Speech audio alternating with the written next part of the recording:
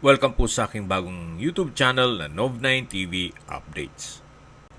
Sa mga interesado po dito sa condo unit, pwede po tayong mag-counter offer sa asking price ni owner. Tawag lang po kayo at usap tayo. Panoorin niyo po ulit itong aking video presentation. Nandito po tayo ngayon sa Eastwood City. Ito po ay isang live, work, and play community kung saan kompleto na po dito lahat. Hindi na po kayo lalabas dito sa loob ng 18.5 hectare. Ito po ay project ng Mega World Corporation. Meron pong Eastwood Mall, City Walk, Cyber and Fashion Mall, Cyber Park, the Medical City, may mga schools, fast food and restaurants, banks at iba pang business establishments. Dito po sa condominium ay kompleto din po ang amenities. Meron pong 24-hour security, CCTV, garden, swimming pool, children's playground, at indoor gym. Yan po, tungahin niyo po bago tayo umakyat sa unit na binebenta, na kung saan may floor area na 73 square meters, may 3 bedrooms, at toilet and bath. So welcome po dito sa unit ni Madam, kung saan very spacious po itong living area. Maayos naman po ang pintura ng ceiling at wall.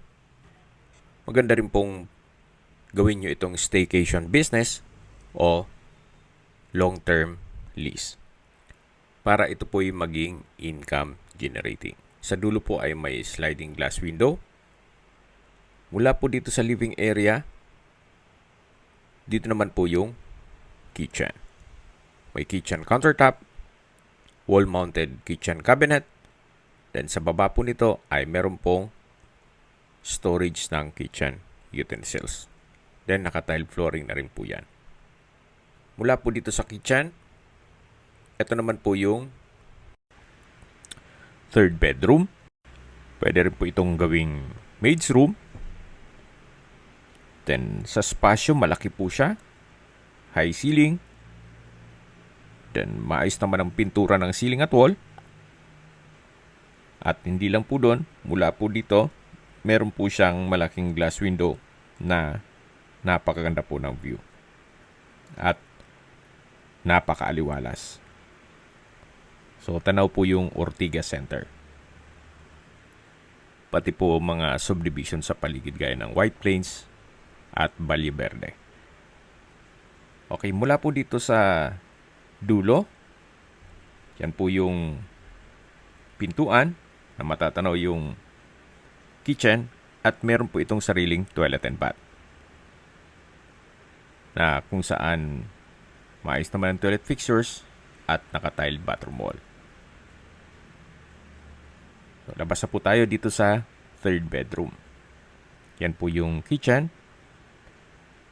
Dito naman po yung living area na kung saan pinakita ko na to sa inyo kanina. O galing na tayo dyan. At ito naman po yung hallway papunta dito sa dalawang kwarto. Ito po yung second bedroom. Malaki po ang spasyo nito. Then high ceiling. Sa pintura, maayos din po. Pati flooring.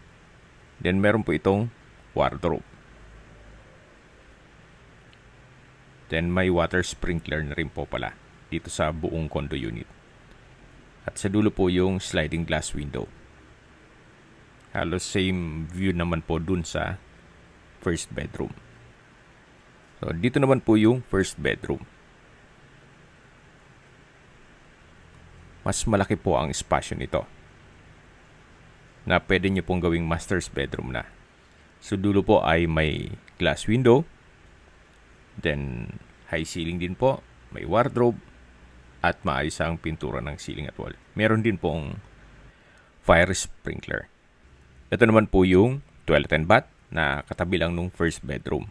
May bathroom countertop, vanity mirror, wall-mounted cabinet, water closet, tile bathroom wall, at overhead shower. So wala rin po kayong ipapagawa dito. Maayos naman po lahat. So ito po yung toilet and bath na katabi lang ng first bedroom. So balik po ulit tayo dito sa hallway. Dito po sa harapan ng second bedroom ay meron din pong toilet and bath na kung saan halos same design lang po. May bathroom countertop, hand wash basin, then wall-mounted wooden rack, water closet, overhead shower, at ito'y naka-tiled bathroom wall. So ito po yung second toilet and bath na tapat lang ng second bedroom. E po, tunghayin nyo po ulit. Ito po yung living area, yung dining area, at ito yung main door. Sa distance, location at travel time portion na po tayo. Mula po sa Ateneo de Manila University, ang distance is 5.3 kilometers at ang travel time is 19 minutes.